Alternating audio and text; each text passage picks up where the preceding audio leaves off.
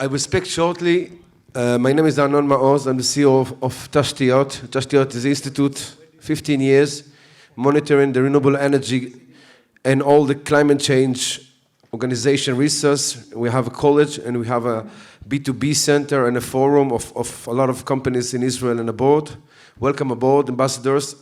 And again, I know we are a really with not audience because we're late, but we are going to be online, what you say in our portal and our magazine, and we're going to distribute what you say. Our mission, and your mission, and your country mission, is to be part of this climate change revolution. And in this way, in these days, the technology comes with ideology, both together in one body. And your mission is to be a green ambassador to understand the future and the present moment after the 2 years of the COVID. And you see the climate is a game changer.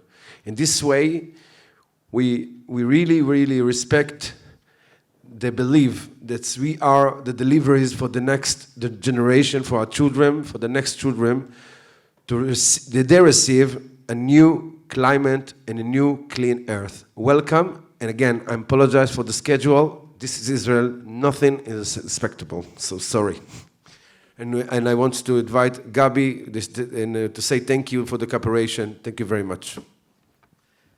Thank you very much, Arnon, and welcome, dear gentlemen, ladies and gentlemen, ambassadors, attachés, and deputy chief of mission. Again, I'm sorry for the delay. It was not part of the program, but any program is part of change. What we're going to do today is a very short session due to the time issues. I'm going to have 3 equal questions to the members of the panel, which I'm going to present in a few minutes. But first, let's have a short greeting from Mr. Jonathan Miller from the Israeli Ministry of Foreign Affairs. Good afternoon, colleagues. I won't take up too much time because I think everyone wants to hear the guests who've come.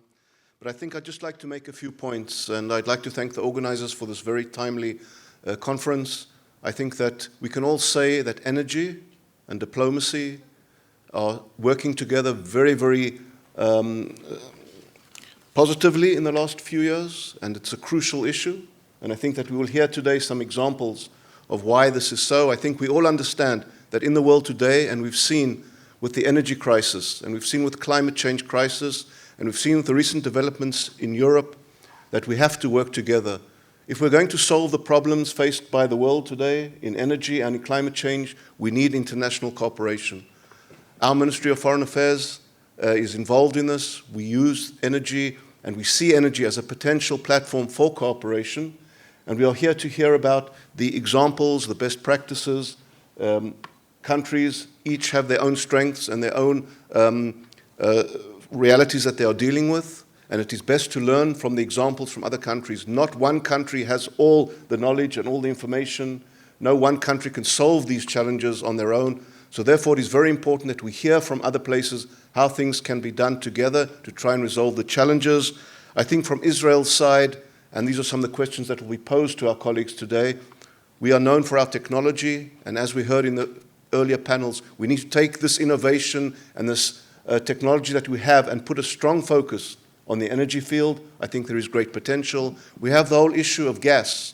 The European Union has decided that it wants to reduce its dependency on Russian gas. That means we need to find new sources of natural gas.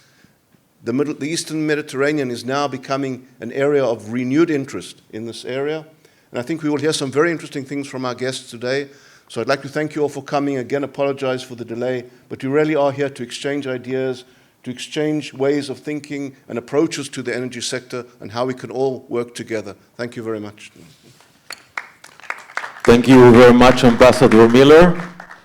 Now I would like to thank present the presenting members here. Her Excellency Margarita Eliana Manjarrez Herrera, the Ambassador of Colombia in Israel.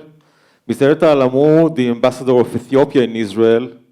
Mr. Antonio Millan, Minister Consular and Deputy Chief of Mission of Spain in Israel, Mr. Andrea Carnini Di Novoli, the Minister Consular and the Head of Research and Innovation of the EU delegation in Israel, Mr. Eric SAYETTAT, the Senior Economic Consular of the Embassy of France, Mr.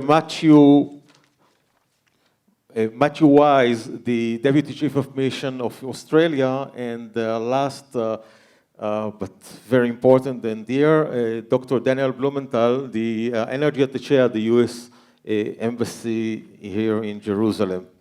So, as I mentioned, I'm going to present 3 equal questions. Try to circulate the microphone and answer openly as you can. The first question for all of you is, what is the current status of renewable energy in your country, and how are you planning to meet the 2050 goals? Mr. Blumenthal, if you would like to start, please. Thank you, and thank you for inviting me to participate. So in the U.S., we have the relatively new Bipartisan Infrastructure Act, which has a significant element associated with deploying clean energy technologies. And DOE has a big role in deploying that. And DOE typically has a long history of innovation, research, and science. And under this Infrastructure Act, we have an increasingly operational role. And to accelerate the deployment of technologies and meet the 2050 goals, DOE has created these Earth shots, harkening back to the old moonshot era, where we dedicated a lot of resources to land on the moon. And so 3 examples of these high-intensity, large-scale efforts are: one for hydrogen, to reduce the cost of hydrogen by 80% to $1 per kilogram in 1 decade. So there's this large-scale effort on hydrogen deployment. There's also a large-scale effort on long-term energy storage, which is an essential part of deploying renewable energy. And there, it's deploying long-term storage that has a 10-hour duration and reducing it to only 10% of today's costs, and doing that in 1 decade. And then the last Earth shot is related to carbon capture, or what we call going carbon negative, and reducing the cost of carbon capture within the next decade to just 1 ton, $100 per 1 ton in the next decade. So those are 3 examples of some of the innovative work that DOE is doing to help deploy technology to meet the clean energy goals. Thank you very much. Dear Matt. Okay. First of all, just an idea of Australia's goals. We have committed to net zero by 2050, as so many countries have. We've already achieved a 20% reduction since a 2005 base year, and on track for about a 35% reduction by 2030. Where we go from here is dictated by a very detailed plan, a long-term emissions reduction plan, and that's been very important to bringing Australian society along as well, but producing a level of predictability for our partners. And that's very much a tech-driven plan, so there's many synergies with Israel. And some of the principles that underpin the plan are technology, not taxes, driving choice, keeping energy costs down for consumers, so you keep that constituency with you, but also being accountable for progress. And that's always been very important for us, to sort of set out a plan that is achievable but also accountable. So in terms of funding, looking to leverage about $20 billion of funding through the world's largest government-run green bank, to have $80 billion of investments over the next 6, 7, 8 years. Looking at priority technologies, hydrogen, energy storage, green steel and aluminium, carbon capture and storage, and in the same way as the US, asking yourself what that means, what reduces that green premium on so many of the products that we will continue to use. Maybe less ambitiously, $2 a kilo for hydrogen rather than the $1 low emission steel at $900 a tonne, so on. It's quite a detailed plan, but in that way we can see where we're meeting our targets, where research needs to be directed, and what companies and innovations need to be advanced. Thank you, Ambassador Manjarrez. Well, thank you very much. First, I have to clarify that I am not an expert, so I will rely on my notes. We know that you're a lawyer, Ambassador. Yes, I am. So are we supposed to be experts in everything? I don't know. At least we believe so, yeah? Well, anyway, Colombia, and talking about Latin America in general, the first thing we did was to create a system. Because if we don't know what is the situation for us, how can we establish goals and take measures against this challenge for everybody? So we consolidate our national climate change information through many tools, especially with developing of national laws and monitoring what is going on in the country. Based on that, we establish a goal to reduce our emissions by 51% in 2030, and we are hoping to become a carbon neutral country in the year 2050. Hopefully arriving this year to have 30% of our areas protected, because our territory is very rich in terms of biodiversity and resources. And among this scenario, the energy transition, of course, is key, because it's essential both to be successfully to achieve the objectives of the 2030 agenda, as well as the Paris Agreement on climate change. We made significant progress in expanding renewable energy generation capacity. The government has multiplied by 25 the installed capacity of non-conventional renewable energies. And in this transition, we also give some incentives for investments, exemptions in taxes. Everything that we call green is now having an advantage for the companies and for the society itself, even though not only for the users, but the consumers, but also for the investors. And we are also expanding our solar farms, the wind farms.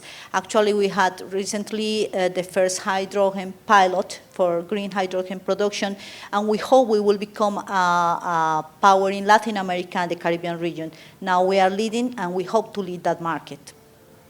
Thank you very much, Ambassador. Yeah, the French vision, Mr. SAYETTAT? Thank you. Thank you. For France, actually, I would say the energy transition started many years ago. We have no energy. There's no, except a little bit of coal, perhaps, but we have no petrol, we have no gas. So we made the choice very early on to develop nuclear energy. And it turns out that now, considering the constraints that we have in terms of carbon emissions, it's a good choice that is probably going to be developed and pursued in the coming years in France. The second constraint we faced as early as the 1970s is that we can't really trust our suppliers of energy, particularly if they are far away. And we see ample example of that recently, of course. And therefore, nuclear energy is a choice of sovereignty as well. It's a choice of independence, a little bit like Israel chose its gas in a certain way to be independent from foreign suppliers. And of course, nuclear energy is also producing electricity naturally, but quite interesting because it goes along the trend in the world of the generalization of electricity consumption. Now for apps, for telephone, for even Bitcoin, you need electricity. Therefore, this is the primary source of energy which is going to be consumed, and therefore it's the primary source we have to produce. So for us, nuclear energy, renewable energy, I can say later a word on our project for more renewable energy in our energy mix. But these are the two elements of the next 20 years. Thank you very much. Mr. Millan of Spain. Shalom lekulam. Let me just refer solely to what Sfarad, Spain, is doing as a proud member of the European Union, and focus later on the context that we find ourselves in this stage. But Spain is spearheading the European Union's drive to achieve carbon neutrality by 2050. And that means a top-down review of everything that we do in terms of approaching whether our industrial base, our modes of transportation, land, air, sea. And that is why, on the one hand, Spain is leading the legislative and normative effort to achieve that ambitious goal by 2030 and then 2050. And in our own domestic arena, we have passed a law on climate change and renewable energy that sets ambitious goals in 2 stages, 2030, 2050, in terms of emissions, reduction thereof, in terms of the percentage of energy that comes from renewables, the overall use of energy that is coming from clean and sustainable sources, and that is why Spain has qualified, has invested heavily, both domestic, public, and private funds, and also a massive amount of European Union funds that will be coming our way starting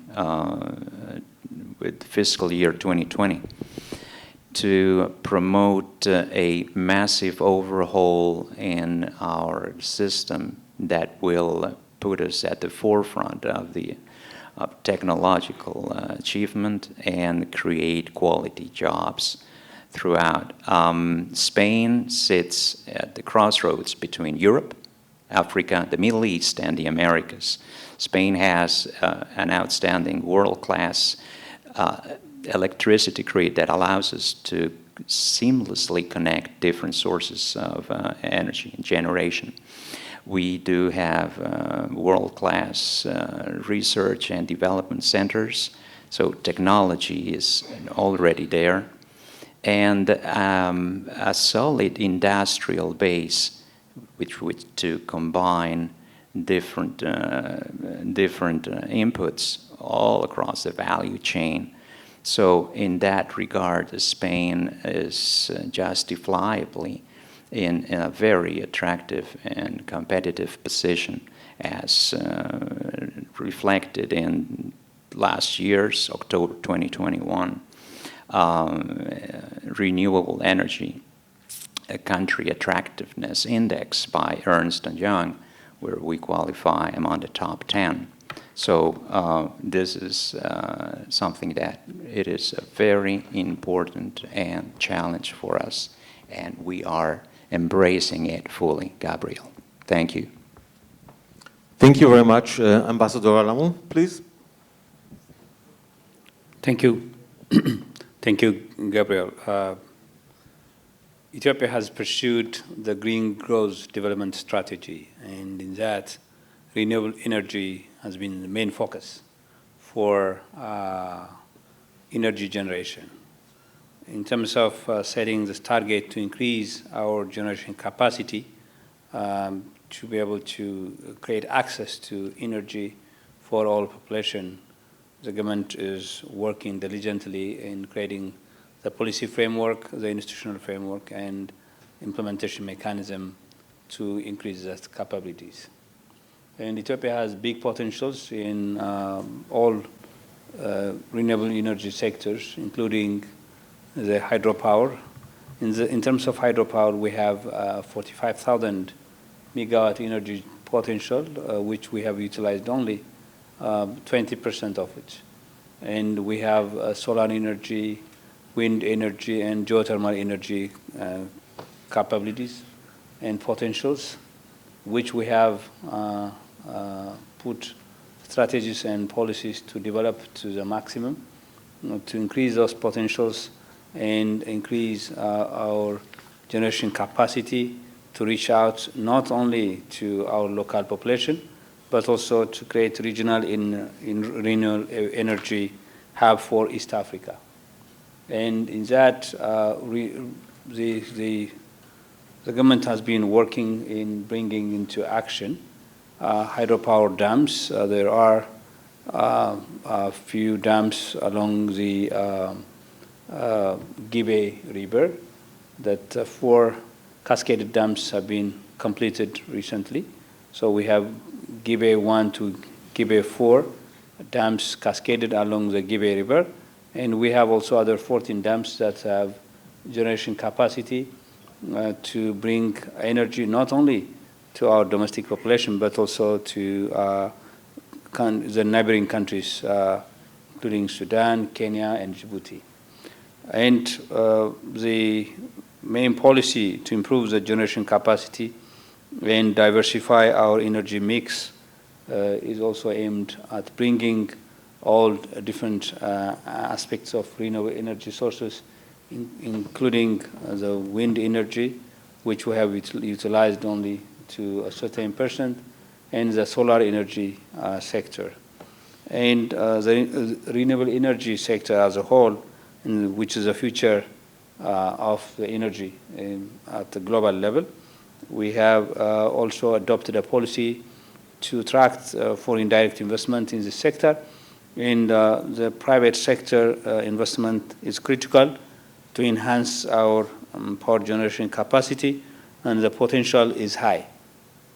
So forums like this also are forums that would enable us to be able to attract foreign direct investment in the sector. Thank you very much. Thank you very much, Ambassador. Andrea, as the representative of the EU, I guess since we have 2 other members of the EU, you can generalize the vision. Okay. So thanks for the invitation, and I also see that we have almost all the continents represented here. It was great, Gabriel. I think you made it well. If you don't mind, I would summarize the 3 interventions in one, because I have to leave in 10 minutes maximum. So I would take both the European Union view on more than on energy more in general in terms of European Green Deal, and then how we can enhance our cooperation with the Middle East and Israel in particular, I mean with the neighbor. Concerning the first point, European Union Green Deal, this is a nice motto, slogan, but I would like to explain in simple words what it's about. So this is European Union strategy in order to basically reach 2 overarching objectives. One is temporary, by 2030 to reduce the greenhouse emission by 55% compared to the 1990 levels. And final one that is by 2050 to have net zero emission. In order to reach these 2 objectives, we have to structure a little bit what are the different components of the Green Deal. The first one is the policy. All that is climate, energy, environment, transport policy. This has been revised in order to sort of be conducive to reaching these goals. The second element is the rules, the legislation, and the regulations.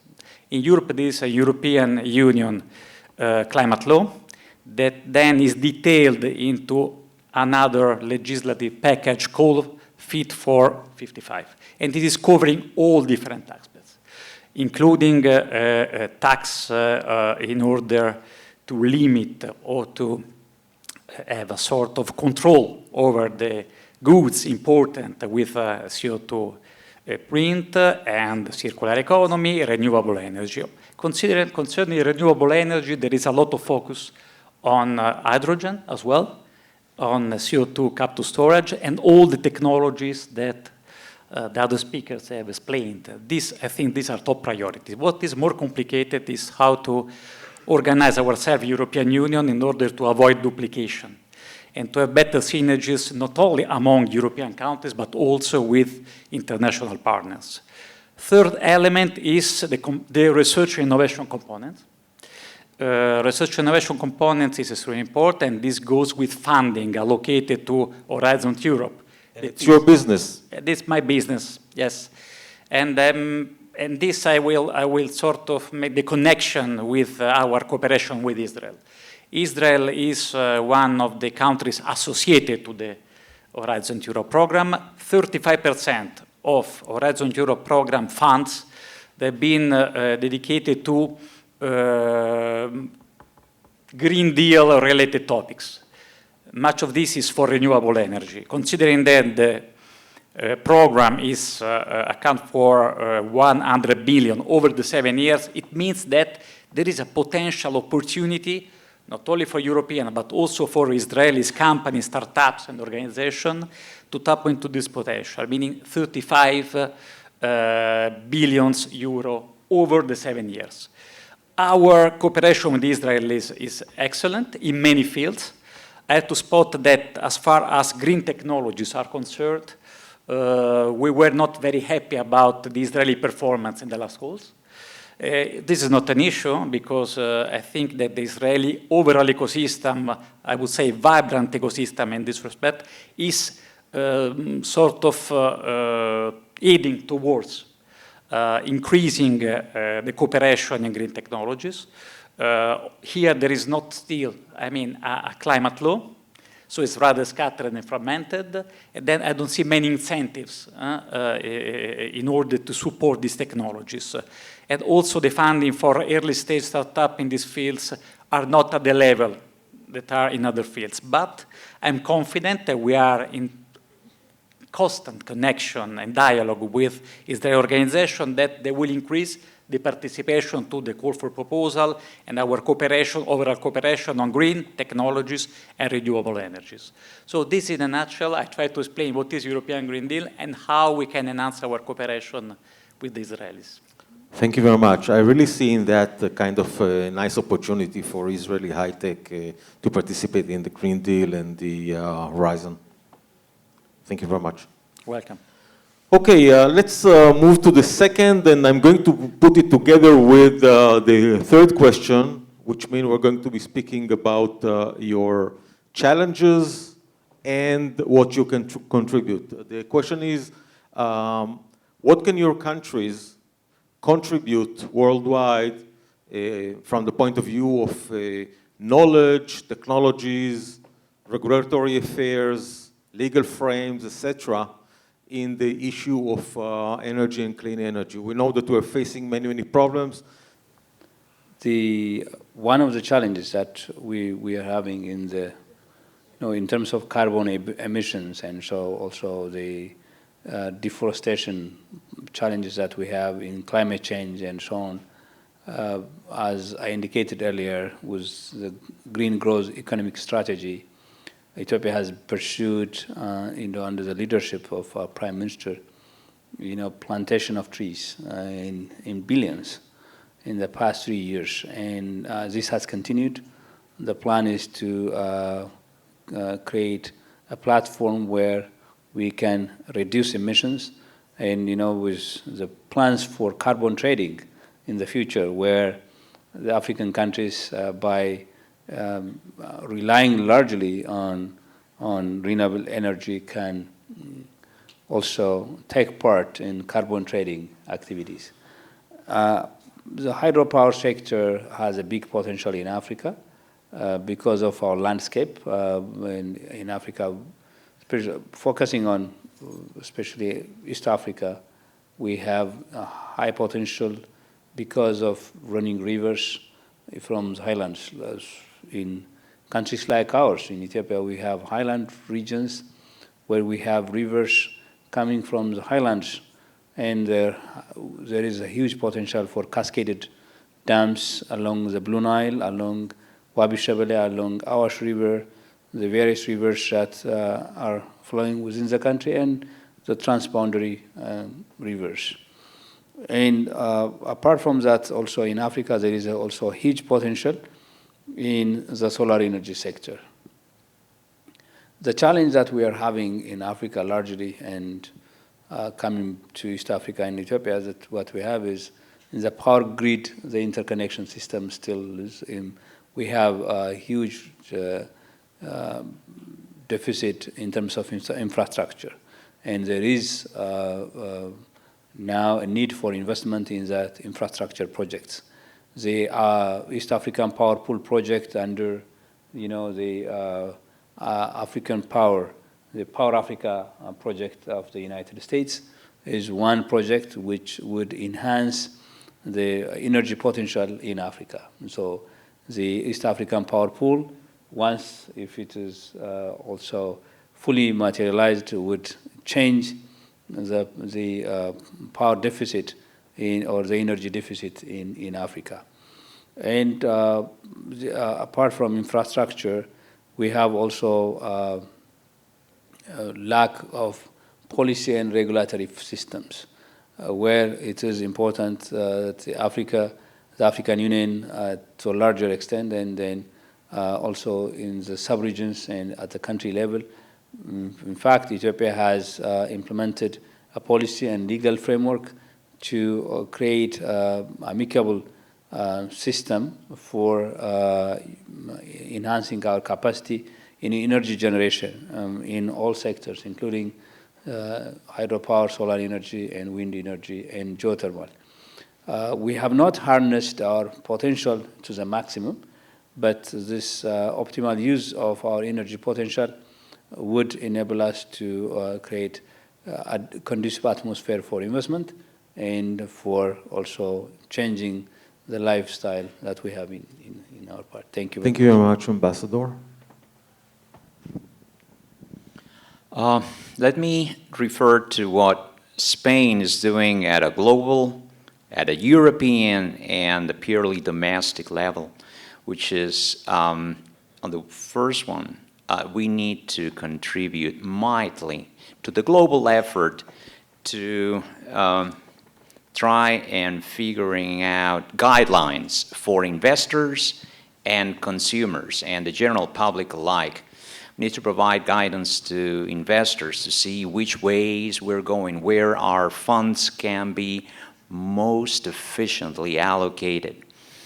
Carbon pricing, all sorts of indicators, KPIs as to the transition into a less polluting and more benign economy. We need to work at different levels, UN, OECD, and G20, for instance, in defining models that would be used by everyone, public authorities, governments, investors, private markets, and consumers worldwide to guide their decisions in the most judicious and prudent manner. At a European level, number two, I would say that Europe is spearheading the transition in terms of our industrial base and our transportation, whether we think about zero-emission vehicles and the alternative fuels infrastructure that these require, or the charging infrastructure that it's needed, or ETS, carbon capture, carbon pricing at a European level, a major world power in its own right in terms of emissions, trading, and energy in general. We are also contributing to, as Eric mentioned earlier, defining ways to enhance our resilience, our independence, as current events have so grievously demonstrated over the last few weeks. We have to, A, wean ourselves off, cast away fossil fuels coming from countries that pose a substantial risk to our national security, generally defined, right? So that is why the European Union, thanks to the efforts of many, among which my home country is trying to become increasingly resilient and independent from dubious energy sources. And as I said before, banking on the indisputable assets of our geographical location and our industrial setup. We, for instance, the Iberian Peninsula holds the largest number of liquefaction facilities in Western Europe, as our friends from across the pond, the United States, in the Caribbean, in Latin America, know. We can be, provided that we can ensure that there is usable, viable, large, generous interconnection with France and the rest of the continent, we can truly be the hub, the gateway for alternative sources of energy to continental Europe. So we have an interconnected network, which is quite important because, you know, if you look at Israel, which was for many years an island in terms of energy, and now we see that there are connections with its neighbors, and even an agreement which was signed in the presence of the U.S. Representative, you know, with Jordan, which is an important agreement, water against kilowatts in a certain way. And so we see that we can't achieve, you know, a carbon-free world without regional cooperation and interconnection. For us, it's the European Union, it's natural. For others, it may be other kind of agreements, but it's absolutely essential. And I would say that thanks to the EU as well, we're just working on relocating in Europe battery production units, which is very important in order to avoid the dependency on Asia on this very crucial element for electric vehicles and the rest. So there will be 3 big units of batteries relocated in Europe, I think 2 in Germany, 1 in France. And so this is quite important also for the future of the decarbonized, at least, the contribution of Europe to the decarbonization of the atmosphere. Thank you very much, Ambassador. Well, thank you. This is a very interesting question because most of us, we agree that the measures are not enough too slow or are too slow compared to the scientific community advice about the avoiding the point of no return in this catastrophe that we are facing. And despite that, for example, my country is only responsible of 0.6% of the greenhouse emissions globally. But we are very vulnerable about that. So I believe that more than a country or a region, this is a global problem, and we have to help each other in order to achieve something successfully. Of course, energy transition is very important, and our country is trying to do best in that. But our strength is in the massive non-conventional energies that we have. We have hydrogen, geothermal, as it's called, biomass. We can provide wind, solar energy. But unfortunately, now we are still relying too much in oil, fuel, and also in coal. So for that transition, we need international cooperation. And the market and the commerce is very important, the trade in that sense. Also, we have largest forest. And there is not enough support in the stock market, the green market, in terms of achieving the neutral emissions or the carbon bonds as we wish. And this is something that we have to work globally in these markets because our region, our countries, we need to develop. And we have natural resources. We don't want to destroy our natural resources, nobody wants. But we need help in order to substitute those resources and to have new exports, non-mining exports that are not relying on these things that are not good for the climate and for the environment, but in order to give our population also the life they deserve as a country in every sector.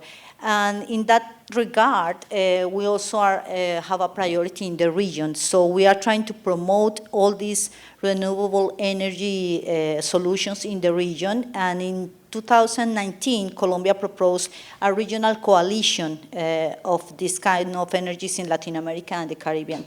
We are already 15 member countries, and the initiative is to increase the share of the renewables by at least 70% and to accelerate the commitments of the Paris Agreement.